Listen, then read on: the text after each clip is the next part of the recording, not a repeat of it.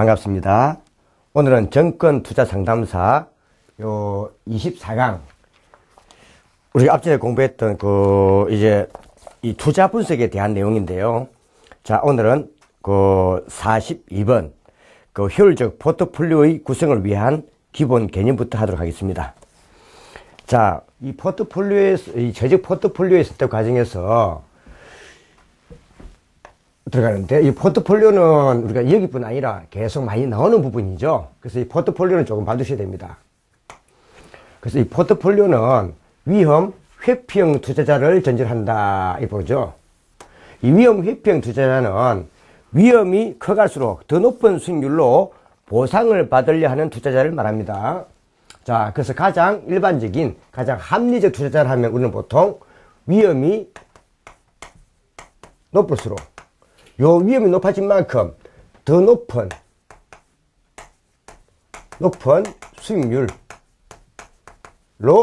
보상을 원하는 이런 사람을 우리는 위험 회피형이다 이렇게 쓰죠. 그래서 위험 회피형 투자자는 위험을 전혀 부담하지 않으려 하는 사람이 아닙니다. 자, 그런데 이때 요 위험 회피형 투자자를 여기서는 보통 우리가 투자에서는 합리적 투자자라 보죠. 합리적 투자자다 이렇게 보는 거예요. 자, 이 자체를 알 때 이 제일 먼저 우리가 평균 분산 지배 원리에 의해서 적용합니다. 물론 이런 논리를 제초로 우리가 평균 분산 지배 원리를 통해 가지고 포트폴리오를 우리가 설명한 최초의 사람은 막고 위치죠. 막고 위치의 우리가 평균 분산 모형이다 이렇게 하는데 지배 원리를 적용합니다.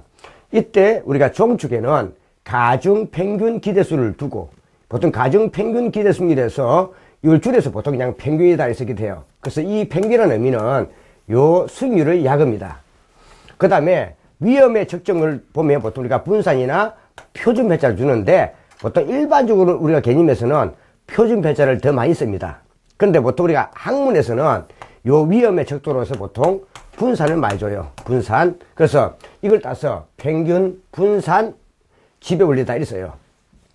자, 그러면 이 종축은 기대수익률, 횡축은 위험을 두고 자, 이걸 비교해 가는 거예요. 그래서 지배 원리는 두 투자를 비교하면서 같은 수익률이라면 뭐요? 위험이 작은 걸 택하고 같은 위험에서는 수익률이 제일 큰 투자를 택하는 논리를 평균 분산 지배 원리다 이렇게 쓰는 거죠. 예를 들면 자, 지금 현재 A 투자안과 B 투자를 비교해 보세요. 위험은 똑같은 2%인데 수익률은 B 투자는 8%고 A 투자는 10%죠. 그러면은 이때 A 투자는 같은 위험에서 수익률이 제일 크기 때문에 뭐요? A 투자는 그보다 수익이 낮은 B 투자를 지배한다 이렇게 쓰는 거예요. 그래서 이때 A 투자는 B 투자를 지배한다 이 말이고요. 또 한번 A와 C를 비교해 보세요. 그럼 같은 기대 수익률인데 C는 위험이 4%인데 A는 위험이 2%죠. 그럼 같은 수익률이라면은 위험이 제일 작은 걸 택한다 이 말이에요. 따라서 이때 A와 B를 비교해봐도 같은 위험에서 A가 수익률이 더 크기 때문에 B는 기각이 되고 같은 우리가 수익률에서 보더라도 A와 C를 비교해보면 같은 수익률인데 A가 위험이 더 적기 때문에 C가 기각됩니다. 물론 D와 C를 비교해봐도 같은 위험에서 수익률이 더 큰 C가 선택이 되겠죠. 이런 논리에 의해서 우리가 계속 이런 투자를 찾아간다는 거죠. 그럼 사실 이러한 논리에 의해서 찾아본다면 요 선상에는 무수히 많은 투자들이 있을 겁니다. 자, 이런 선을 우리가 이런 자체 투자를 찾는 것을 우리는 평균 분산 지배 원리다 이렇게 찾는 거죠. 그런데 A 투자안과 D 투자안을 비교해 보면 A 투자안보다는 D 투자안이 위험도 크면서 동시에 수익률도 높습니다. 물론 D 투자안과 E 투자안을 비교해봐도 D 투자안보다 E 투자안은 위험도 크면서 수익률도 큽니다. 이런 경우에는 평균 분산 모형으로 지배 원리를 통해서 투자를 선택할 수가 없다는 거죠. 그래서 이런 지배 원리를 통해 가지고 투자를 선택할 수 없는, 즉 다시 말하면 위험도 크면서 수익도 큰 이런 투자들을 찾고, 이게 평균 분산 모형이고, 이런 투자들을 쭉 연결해서 선으로 쭉 이렇게 연결을 하면은 이 연결선상이 바로 이 연결선상이 바로 여기에 나와 있는 효율적 프론티어가 되는 겁니다. 이렇게 해서 우리가 효율적 프론티어가 성분이죠. 효율적 프론티어를 우리가 그려낸다는 거죠. 그럼 결국 효율적 프론티어는 지배 원리를 만족하는 투자안들을 연결한 선이 됩니다. 그래서 보통 우리가 효율적 프론티어가 무엇입니까 하면은, 효율적 프론티어는 요 평균 분산 모형에 의해서 지배 원리를 적용했을 때 지배 원리를 충족하는 요 투자안들의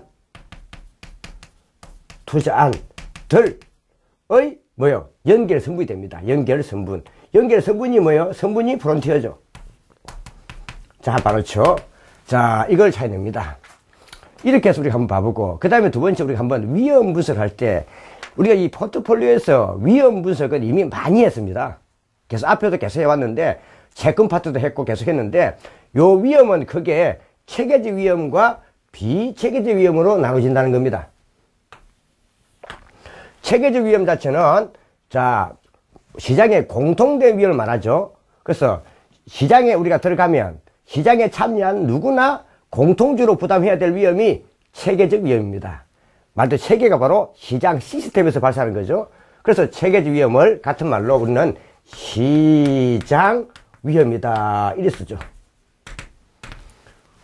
그러면 시장 위험 자체는 우리가 개인들이 포트폴리오를 구성하더라도 제거가 불가능한 위험이라고 이미 했습니다. 그래서 이런 시장 위험은 개별 투자자들의 개별 투자의 선택에 따른 것이 아니라 시장 자체에서 발생하는 거기 때문에, 이런 체계적 위험을 구성하는 내용을 보면 경기 변동에 따른 우리가 위험이라든지, 그 다음에 인플레에 따른 위험이라든지, 그 다음에 금리 변동에 따른 위험, 이런 것들은 포트폴리오를 구성하더라도 제거할 수 없는 시장 공통 위험이다 이 말이죠. 그래서 이런 위험은 포트폴리오를 구성하더라도 제거가 불가능한 위험이다 이렇게 쓰죠. 그러나 비체계적 위험은 말 그대로 이거는 체계적 위험이 아닙니다. 그럼 이거는 개별 기업마다 개별 투자자의 선택에 따라 이거는 차이가 나는 위험이에요. 그래서 이 비체계적 위험을 같은 말로 개별 위험이다 이렇게 쓰기도 하죠. 개별 투자자의 선택에 따라서 달라지는 차이가 나는 위험이라는 거죠. 그래서 이게 앞에 각 기업들의 신용 상태라든지, 또 각 기업의 상품의 특성이라든지, 또 각 기업들의 노조 상태라든지, 이런 것들은 기업마다 다 다른 겁니다. 다르기 때문에 이런 것들은 우리가 포트폴리오로 A 기업, B 기업, C 기업을 섞으면은 서로 상쇄가 돼가지고 서로 제거될 수 있다는 거죠. 그래서 이를 보통 우리가 비체계 위험을 분산 가능 위험이다 쓰는 겁니다. 근데 포트폴리오는 사실 최고의 승률이 아니라 안정된 조금 다소 높은 평균수를 얻는 겁니다. 그래서 우리가 포트폴리오를 구성하면 체계 위험은 포트폴리오를 구성하더라도 제거할 수 없기 때문에 분산 불가능 위험이라 하고, 그 다음 비체계적 위험은 포트폴리오를 통해서 제거할 수 있는 위험이라는 거죠. 이때 포트폴리오는 여러 투자안들의 조합을 말합니다. 집합. 그러니까 하나의 투자안이 아니라 여러 투자안에 투자했을 때 여러 투자안의 그 집합을 우리가 포트폴리오 불러요. 그래서 뒤에 가면 우리가 포트폴리오는 뭘까 물어보면 여러 투자안들의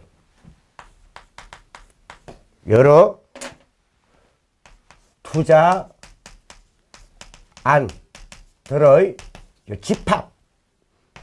집합 내지 조합을 말해요.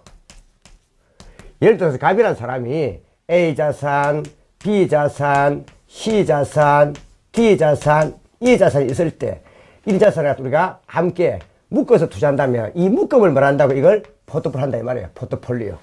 집합을 말합니다. 자, 그럴 때 이때 여러 투자안에 투자를 해가지고 이때 비체계적 위험 자체가 제거되는 효과, 이 제거되는 효과를 우리는 분산 효과 또는 같은 말로 포트폴리오 효과라 읽습니다. 그런데 이때 이 분산 효과나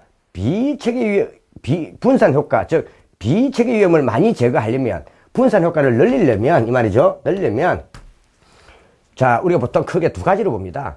첫째는, 뭐가 되는가 하면, 첫째는, 두 투자안의, 요 수익률의 움직임이 반대로 움직여야 됩니다. 반대로. 두 자산의 수익률의 움직임이 반대로 움직여야 된다. 그래서 이때 자산의 움직임의 정도를 알아보는 것. 두 투자안의 자산의 움직임 방향. 움직임 방향을 알아보는 것이 우리가 상관계수라는데, 이때 두 자산의 수익률의 움직임이 어떤 방향으로 움직이느냐, 얼마만큼 움직이느냐, 이걸 알아보는 것이 바로 상관계수입니다. 그런데 상관계수는 값이 우리가 풀보면 플러스 1부터 마이너스 1까지 값이 주어져요. 상관계수는 주어지는데, 이때 플러스 1일 때는 두 자산의 수익률이 똑같이 움직인다는 겁니다. 그다음 마이너스 1은 두 자산의 수익률이 완전 반대로 움직이는 거예요. 그러니까 같은 크기인데 반대로 가면 마이너스, 같은 방향으로 가면 플러스라는 겁니다. 예를 들면 사실 현실적으로 이 두 자산의 수익률의 움직임이 완전 같거나 완전 반대인 플러스 1이나 마이너스 1은 사실 현실적으로는 존재하지 않습니다. 그러나 우리가 이걸 예를 들어 본다면, 자, 만약에 우리가 날씨에 대해서, 그냥 쉬운 예로 그냥 날씨에 대해서 한번 예를 들어 봅시다.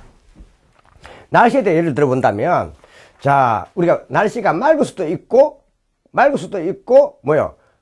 날씨가 비가 올 수도 있죠. 날씨가 맑을 수도 있고, 또는 우리가 비가 될 수 있습니다. 자, 만약에 날씨가 맑다 생각할 때, 우리가 한번 보면, 자, 날씨가 맑을 때는, 우리가 우산하고 한번 그 양산을 비교해 보세요. 날씨가 맑으면은 양산이 잘 팔리겠죠. 자, 날씨 맑으면은 양산이 잘 팔릴 것이고, 그 다음에 비가 오면은 우산이 잘 팔리겠죠.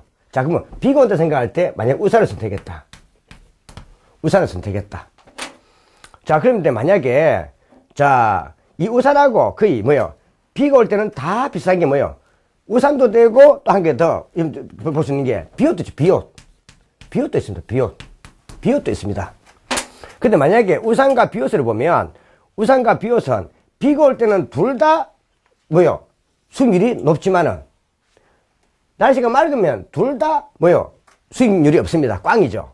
근데 만약에 날씨가 맑을 때를 볼 때 한번 봐보세요. 맑을 때를 보면은 우리가 좋은 게 있습니다. 반대로 가는 게, 우산과 반대로 가는 게 양산이죠. 양산 보세요. 양산을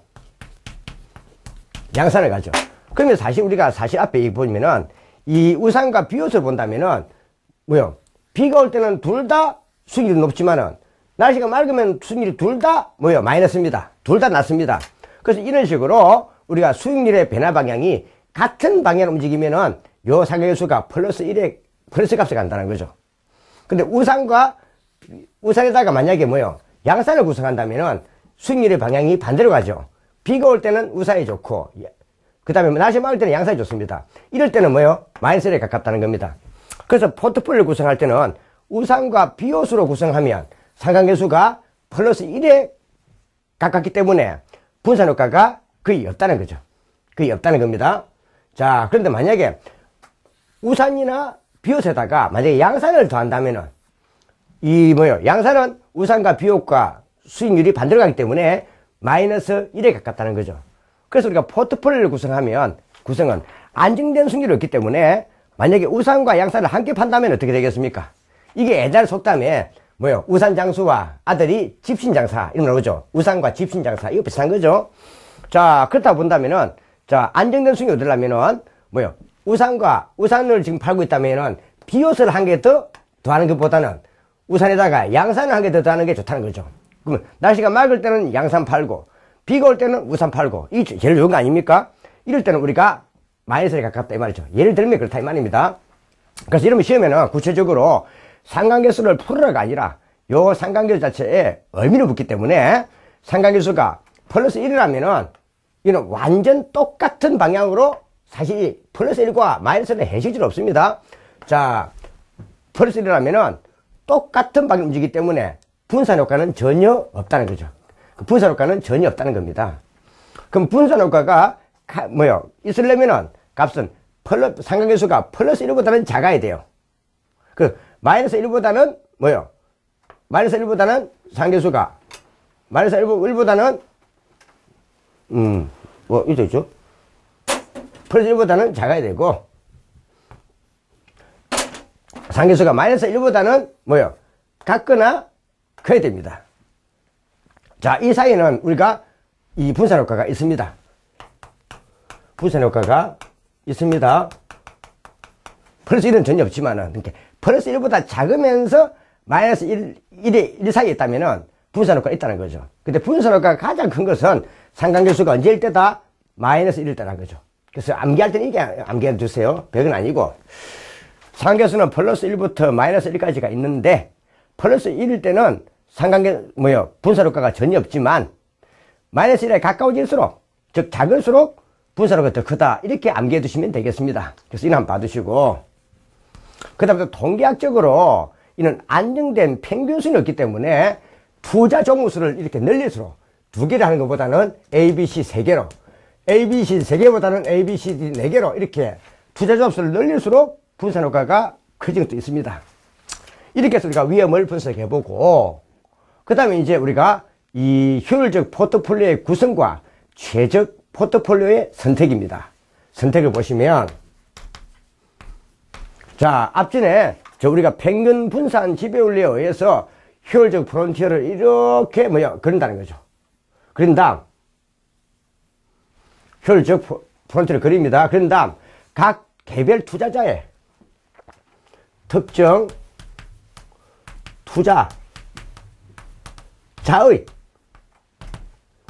투자자의 위험 태도를 반영해가지고 동일한 수익과 동일한 효용을 주는 수익률과 분산의 조합을 가지고 그려낸 게 무차별곡선이라는 겁니다. 무차별곡선. 그래서 무차별곡선은 개인의 효용을 반영한 거예요. 위험 태도와 특정인의 효용을 반영한 거예요. 효용이 뭐죠? 만족을 반영한 거예요. 사실 우리가 보통 효용이다, 만족이다 하는 것은 객관적 수치가 아니죠. 이런 것은 다 주관적입니다. 주관적. 주관적이기 때문에 주관적 표현 자체는 전체적인 게 아니라 이거는 특정 투자자의 위험 태도와 효용을 반영해서 주관적인 요 효용 함수, 무차별곡선을 그린다는 거죠. 동일한 효용을 주는 바로 이 수익률과 분산에 의한 투자안들의 분산을 주는 조합을 그리는 게 무차별곡선입니다. 그래서 이러한 효율적 프론티어에 의해 투자자님들을 놓으면 각 투자안들은 이 효율적 프론티어와 자신의 무차별곡선이 접하는 요 점에서 자신의 최적 포트폴리오를 선택한다 이 말이에요.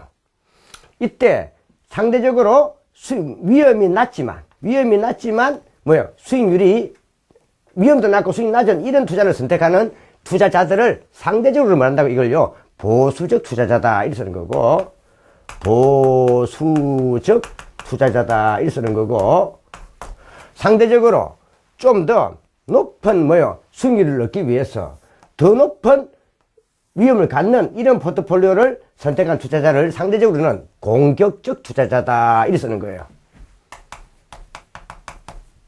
공격적 투자자다 이렇게 쓰는 거죠. 그래서 이 포트폴리오에 관한 내용들은 시험에 많이 나오기 때문에 한번 우리가 보면서 한번 정리해 둘 필요가 있습니다. 까지를 보면서. 자, 이 외의 것들 이제 이걸 적어 놓은 것이 우리가 42페이지에 해설에 우리가 쭉 나와 있는 그림을 갖다 제가 한번 요약을 해 본 겁니다. 그걸 보면서 한번 정리해 보도록 하세요. 자, 이제 문제를 풀면서 한번 정리해 보죠. 42번.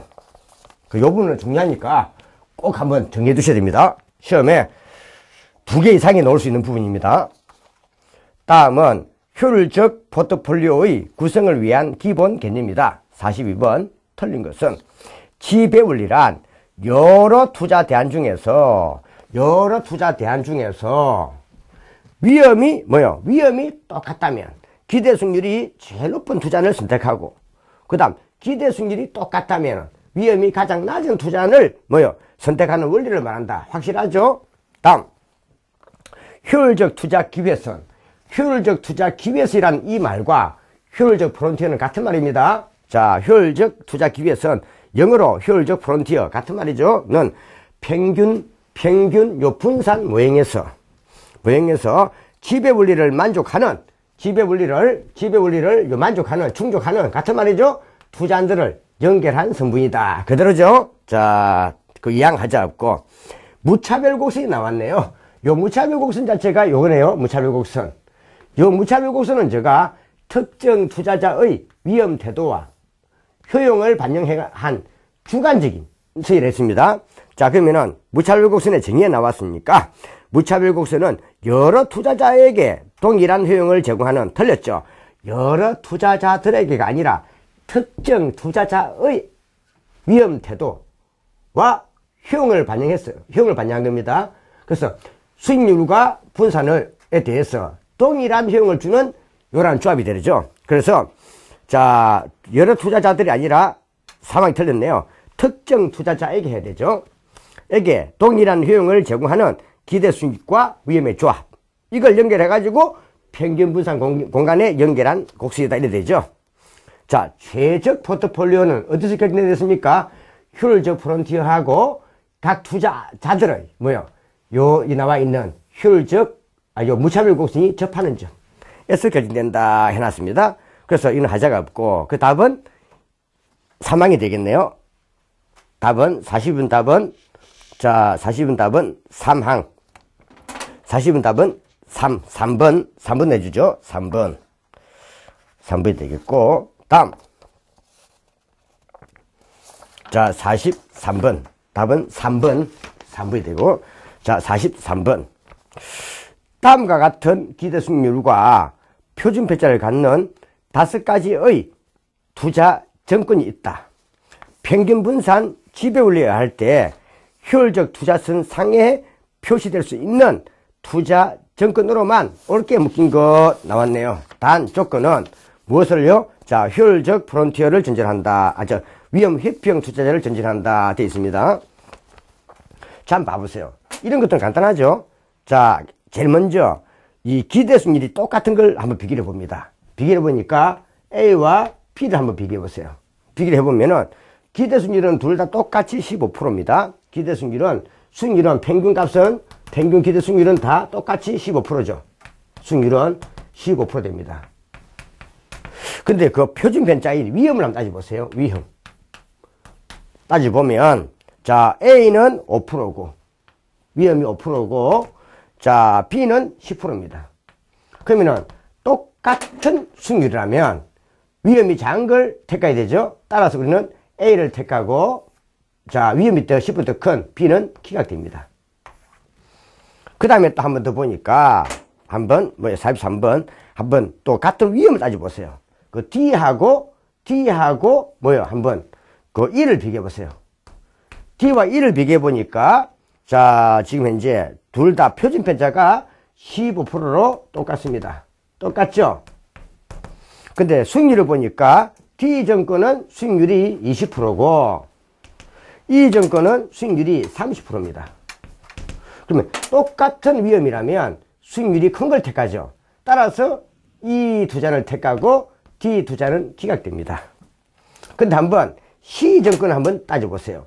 C증권을 딱 따져보니까 C증권은, 자, 수익률은 현재 18%인데 위험도 18%입니다. 그러면은 봐보죠. 자, 한번 A와 C를 비교해보면 A보다는 C증권이 수익률도 크면서 위험도 큽니다.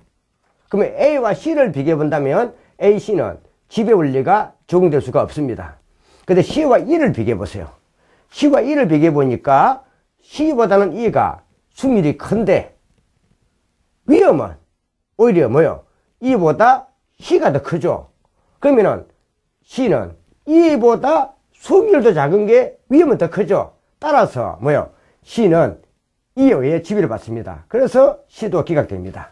이런 식으로 우리가 투자를 정의가는 이 논리를 저기 나와 있는 지배 원리를 하는 겁니다. 그 답은 우리가 여기서 효율적 프론티어 상에 표될 수 있는 정권은 A와 E가 됩니다. 답은 1번이 되겠죠. 자, 그래서 이런 과정에 혹시 시험 놓으면은 그냥 풀지 마시고 제일 먼저 수익이 같은 것부터 먼저 찾고 그 다음 뭐 한다고요? 자, 위험이 작은 걸 찍으면 되고 그 다음 두 번째는 위험이 똑같은 걸 찾고 그 다음 그 중에서 수익률이 큰 걸 찍으라 이 말입니다. 그런 다음 가운데 있는 것들은 한번 앞에 선택된 거와 뒤에 선택된 거를 비교해가지고 얕은, 수익률이 크면서 위험이 크면 수익률이 더 커야 되기 때문에 이걸 한번 대비시키면 답을 쉽게 할 수 있습니다. 그래서 한번 43번 한번 받으시고요. 이런 시험 노릇은 유형이 다양하죠. 자, 받으시고. 그 다음 이제 44번. 다음은, 이건 보시고요. 다음은 각 정권들의 예상 수익률과 위험의 조합을 나타내는 평균 분산 결정부에 관한 글입니다. 그림에 관한 설명으로 틀린 것은, 자, 단, 위험 회병 투자를 진지한다. 말이 없으면 다 위험 회병 투자를 말합니다. 자, 지금 현재 이렇게 딱 보니까는 벌써 이거는 뭘 의미합니까? 지배율에 대한 그림을 나타내고 있네요. 지배율에 대한 그림이네요. 자, 위험과 수익률을 동시에 고려할 때 A증권은 B증권과 C증권을 지배한다. 지금 딱 보니까는 지금 요 유행이, 그죠? A증권하고 한번 따져보세요. 자, A증권을 보니까 A증권은 B증권보다는 수익률이 더 크죠? 같은 위험인데. 근데 A와 C를 비교해보면 A증권은 같은 수익률이지만 위험이 더 적죠? 그래서 A증권은 B와 C를 지배한다 이 말이죠. 자, 이 그림이네 그대로요. 이 그림 나타나고 있습니다. 그러면 1번 하자없고 동일 위험 하에서 C증권보다는 D증권은 수익률이 더 높은 투자 대안에 해당된다. 그러니까 똑같은 위험인데 C증권보다 D증권이 더 상위에 있기 때문에 C증권보다 D증권은 더 높은 수익률, 더 높은 투자 대안에 해당한다. 따라서 D투자는 C투자를 지배한다 이라 쓰는 거죠. 그럼 2번도 하자없고 위험 회피형 투자자 중에서 합리적 투자자는 E증권보다 A증권을 투자한다라고 되어 있습니다. 자, 이거는 틀렸죠. 이때 효율적 프론티어 상에 있는 투자들은 지배부를 통해서 어떤 투자에 좋다, 나쁘다 이렇게 뭘 할 수 없다, 이렇게 투자 선택을 할 수 없어요. 이때는 저러한 효율적 평균 분산 모형이 아니고 이때는 뭘 통해서 효율적 프론티어 상에 있는 것들은 투자자의 위험 태도와 효용을 반영한 무차별 고소를 통해 가지고 각 투자자들이 선택을 하는 거예요. 그래서 상대적으로 본다면은 이때 여기 나와 있는 본다면 이게 A 투자항과 E 투자를 본다면은 A 투자항과 E 투자는 투자자에 따라서 투자자의 위험 태도나 효용 합수에 따라서 A 투자가 될 수도 있고 E 투자가 될 수 있는 거예요. 예를 들면 앞전에 설명했던 갑과 같은 무차별 고소에 가진 사람은 A 투자를 택할 것이고 그 다음에 을과 같은 이 무차별 고소에 가진 사람은 E를 택할 거예요. 그러면 A를 택하는 이 사람은 상대적으로 기대 수익률이 작더라도 위험이 작은 투자를 택하는 보수적 투자자 하는 거고, 이 투자를 택하는 사람은 더 높은 수익률을 얻으려고 기꺼이 더 높은 위험을 부담하는 공격적 투자를 말하는 거예요. 그래서 효율적 프론티어 상에 있는 것들은 자, 어떤 투자를 택한다 하는 것은 일률적으로 말할 수 없고 투자자의 위험 태도에 따른 무차별 고소를 가지고 A가 될 수도 있고 E가 될 수 있는 겁니다. 그 답은 3번이 틀렸습니다. 이때 일률적으로 A를 택한다, E를 택한다라고 할 수 없다.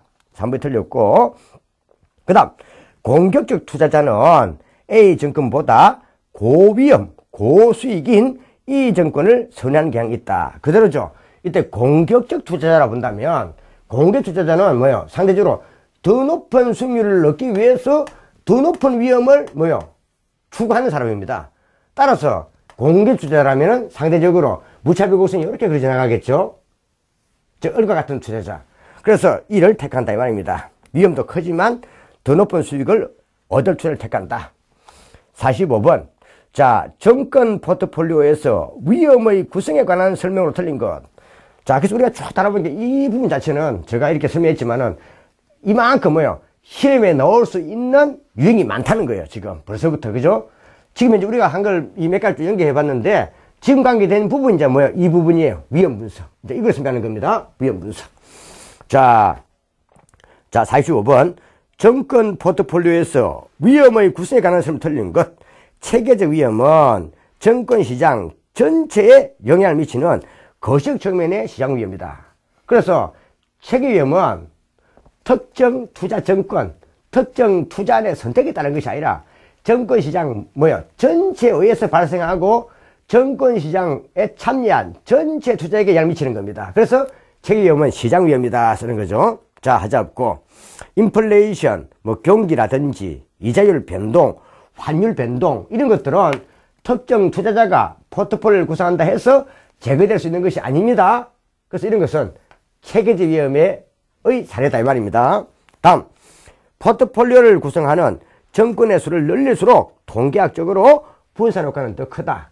그래서 우리가 앞에 정권을 내가 A 정권과 B 정권만 사는 것보다 A 정권과 B 정권에다가 C 정권을 한 개 더 추가시킨 조합, 또 ABC에다가 ABCD를 한 개 더 추가시킨 조합, 또 ABCD에다가 E를 한 개 더 추가시킨 조합. 그러니까 2개보다는 3개로, 3개보다는 4개 정권에, 4개보다는 5개 정권에 투자할수록 이 포트폴리오는 평균 승리를 얻는 거니까, 요 평균 승리를 얻는 거니까 당연하게 분산 효과는 더 크다는 겁니다. 그럼 분산 효과가 더 크다 하는 말은 쉽게 말하면 비체계적 위험이 제거되는 효과가 더 크다 이 말이에요.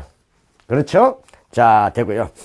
비체계적 위험은 기업 고유의 위험이며, 그래서 이걸 기업 고유의 위험이다 이 말은 기업마다 다 달리 발생할 수 있는 위험이다 이 말입니다. 그래서 이는 분산 투자를 통해 가지고 제거할 수 있다 없다, 분산이 가능한 거니까 제거할 수 있는 위험이다 또는 피할 수 있는 위험이다 해야 되죠. 제거할 수 있다, 피할 수 있다. 그럼 제거할 수 없는 거는 뭐다? 체계적 위험이에요. 자, 그래서 여기에 대한 해설이 한번 또 적어 놓은 거고, 그래서 나와 있는 것은 답은 4번이 틀렸다. 제거할 수 있다, 분산 가능하다. 분산 가능한 게 뭐예요? 분산 가능한 게 제거된 효과니까. 제거된 효과가 분산 가능 효과, 분산 효과. 자, 되고요. 자, 46번. 두 가지의 정권을 포트폴리오로 구성할 때 분산 효과가 가장 큰 경우는 해두었습니다. 자, 분산 효과가 가장 큰 경우는 했는데, 자, 이걸 딱 보니까 이게 바로 상관계수네요. 지금 상관계수 설명하고 있는 거네요. 이 부분, 그죠? 상관계수. 이걸 설명하고 있죠. 자, 그러면 분산 효과가 제일 큰 걸 제가 뭘 했습니까? 상관계수는 얕은 플러스 1부터 마이너스 1이 있는데, 상관계수가 제일 크려면, 즉, 다시 말하면 비체계적 위험이 가장 많이 제거되려면은 상관계수가 마이너스 1일 때라 했습니다. 마이너스 1. 그 답은 1번이 되겠네요. 이는 이미 우리가 앞서 설명한 거니까 그대로 해설 보시면 되겠습니다. 자, 그래서 그걸 또 우리가 요 설명한 걸 또 해설에 다시 제가 자세하게 설명해 두었습니다. 자, 47번. 블랙 리트만의 자산 배분 모델에 관한 설명으로 옳지 않은 것 되어 있습니다. 한번 보죠. 자, 그냥 그대로 보면서 하겠습니다. 이건 조금 참고적으로 보세요. 자, 마코비치 평균 분산 모델의 단점을 극복하기 위해 시장 포트폴리오의 균형 기대 수익률을 도출하고 여기다가 이걸 평균 분산 모형에 투입하는 모형이다. 자, 되죠? 자, 균형 기대 수익률이란 이런 것은 개념상 문제이기 때문에 그대로 보세요. 자, 균형은 뭐예요? 수요와 공급이 같아지는 게 균형이죠. 수요와 공급이 균형을 이룬 상태에서 시장 참자들의 기대 수익률을 말한다. 이때 균형 수익률을 하에서 바로 이게 뭐예요? 시장 포트폴리오죠. 그래서 균형 수익률을 하에서 시장 포트폴리오는 요 베타 계수가 1이 되죠. 그래서 베타 계수가 보통 우리가 뒤가면 1이다 하면 이게 우리가 평균 시장 포트폴리오 말하는 거죠. 시장 포트폴리오. 제가 좀 창을 보냈습니다. 포트폴리오 말합니다. 다음, 투자자가 특정 자산 집단의 수익률과 위험을 알 수 없거나 또는 특별한 시장 전망을 가지 않은 경우 자산 배분을 실행할 수도 있고, 자, 사항 보세요. 상대적 시장 전망을 반영할 때 시장 전망상의 수익률 차이가 균형 기대 수익률 차이보다 작다면 이는 마이너스죠. 작을 때는 수익률이 낮은 자산에 강세 증가한다 됩니다. 참고로 봐보세요. 자, 제가 간단히 해놨는데, 자, 블랙 리트만의 자산 배분 모델에서는 시장 전망상의 기대 수익률 차이와 균형 기대 수익률 차이를 가지고 투자를 결정하는 거예요. 만약에 시장 전망상의 기대 수익률 차이가 플러스 값이라면, 즉 균형 기대 차이보다 더 크다면 이 말입니다. 시장 균형 기대보다 크다면, 더 높은 거니까 더 좋은 거죠. 이럴 때는 이익 극대화 전략을 펼칩니다. 이익 극대화 전략을 펼친단 말은 이익이 많아지려면 그만큼 위험이 커야 되죠. 왜? 위험과 수익률은 정비례 관계잖아요. 그러니까 이때는 위험 자산의 가중치가 높은 걸 택한다는 거죠. 그러니까 위험이 큰 자산을 배합을 넣는다 이 말입니다. 이때 위험이 큰 게 바로 뒤에 가면은 베타 개수가 1보다 큰 거예요. 이런 것을 보통 공격적 접근을 합니다.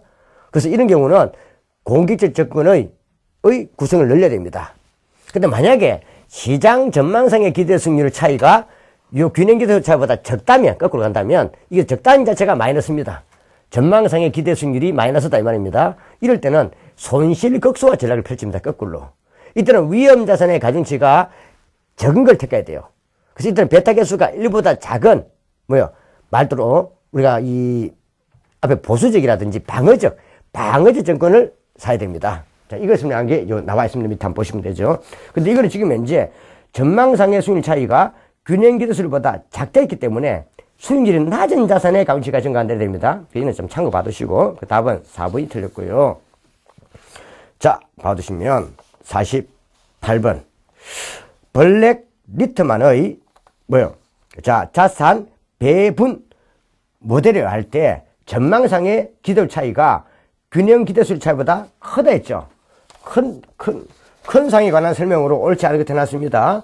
이때는 전망상의 기대 수익률, 이게 큰 상이니까 전망상의 기대 차이가 플러스 값을 갖는다. 이게 1항이고요. 그래서 요 상을 좀 잡아놓으세요. 요 상황. 이게 작을 때는 마이너스 값이니까 반대니까. 자, 그 다음에 기대 수익률이 낮은 자산입니까? 기대 수익률이 높은 자산입니까? 기대 수익률이 높은 걸 해야 됩니다. 기대 수익률이 높다 하는 말은 결국 위험도가 높은 자산을 택한다 이 말입니다. 자, 그럼 답은 2번이 틀렸고, 위험이 높은 자산의 배분 비중을 높여야 한다. 그죠? 위험 높은 자산. 위험 높은 게 수익률도 높으니까. 그래서 베타 개수가 1보다 큰 것. 이럴 때는 손실 최소화보다는 이익 극대화 전략이 요구된다. 이익 극대화 전략. 한번 봐두시고. 그래서 제가 볼 때 이런 문제가 나오면은, 이런 문제를, 혹시 놓는다면, 이런 문제를 보면서, 답을 맞추지 못한 사람이 이상하죠. 왜 그런가 하면, 상황을 딱 얹어보면은, 위험이 클수록 수익률이 크다. 그럼 결국, 기대 수익률이 플러스니까, 수익이 높아지겠다. 수익 높아지면은, 위험이 큰 걸 택해야 되죠. 그래서 이건 한번, 이 조합에서, 4개 조합에서 짜집기라도 맞출 수 있는 겁니다. 49번.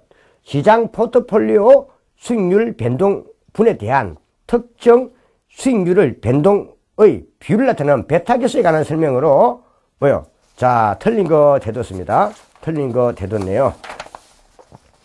자, 한번 보시면, 시장 포트폴리오는 증권 시장의 전체 주식으로 구성된 포트폴리오이며, 시장 포트폴리오가 뭐랬습니까? 제가 베타 개수가 1을 했죠. 1. 베타 개수 값은 1이라고 했습니다. 1. 자, 그 다음.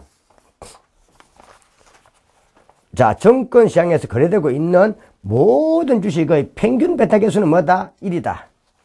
베타 개수가 자, 1보다 큰 개별 증권 수익률 변동은 전체 수익률보다 크다 했죠. 베타 1보다 크면. 자, 크니까 이건 뭐다? 이는 공격적 증권이 해야 되죠. 그 답은 3번이 틀렸고, 베타 개수를 통해 시장 포트폴리오의 수익률 변화에 따라 개별 증권의 수익률이 변화 정도를 알 수 있다. 그리고 사실 제가 50번하고 요 51번이 나와 있는데, 50번하고 51번, 요 52번은 이미 제가 어디서요? 채권 파트에서 다 한 거죠. 전략적 자산 배분, 전술적 자산 배분이 이미 많이 한 겁니다. 근데 이건 또 주식이다 보니까 한 번 더 이어놓은 겁니다. 똑같은 거죠. 그래서 그냥 50번하고 제가 이거는 한번 답만 찍어 보겠습니다. 자, 앞에 전략적은 시장이 효율적이다를 전제로 해가지고 좀 장기적이고 소극적이다. 그래서 포트폴리오에 돈을 두고 있다. 그 다음에 특히 실행 도구를 위한 기본적 분석이다, 기술적 분석이다 하는 것들, 표물로 플레이 이런 것들은 다 전술적이죠. 전술적은 뭐다? 전술적은 말 그대로 우리가 단기적이고 적극적으로 단기 매매 차익을 노리기 위한 게 전술적이죠. 여기 들어가는 게 우리가 특히 요 기업의 기업 주가의 주식 주가의 내재 가치와 시장 가치를 비교해 가지고 투자를 택하는 것이 기본적 분석이죠. 근데 기술 분석은 주로 과거의 추세를 분석해가지고 결정해내는 거죠. 자, 앞에 설명했던 도포 분석, 이런 건 다 기술 분석이죠. 그 답은 4번이 틀렸죠. 기본적 분석, 기술 분석은 전략적이 아니라 전술적이죠. 그래서 한번 앞에 한 거니까 다시 한번 묶어서 51번, 50번 해설 한번 봐두도록 하세요. 그 다음에 51번, 전략적 자산 배분 전략의 실행 방법과 거리가 먼 것 됐으니까 당연하게 앞에 기본적 분석은 아니죠. 가치평가 모형의 기본적 분석은 앞에 설명했던 전술적 자산 배분 전략이죠. 한번 받으시면 되고요. 이런 뒤에 한번 쭉 보세요. 앞에 이미 한 것들이니까 한번 그대로 보시면 됩니다. 자, 그래서 오늘은 요 장은 여기서 끝내도록 하고, 다음 시간부터는 제가 2장 영업 실무 및 직업 윤리를 하도록 하겠습니다. 근데 벌써 보니까 많이 중복이 되고 있죠. 앞에 한 거 중복이 됩니다, 이제. 자, 이 강은 24강은 끝내고 좀 쉬었다가 25강 2장부터 하도록 하겠습니다. 자, 이번 24강 자체도 조금 많이 중요한 부분들이니까 좀 정리해 주시기 바랍니다. 수고하셨습니다.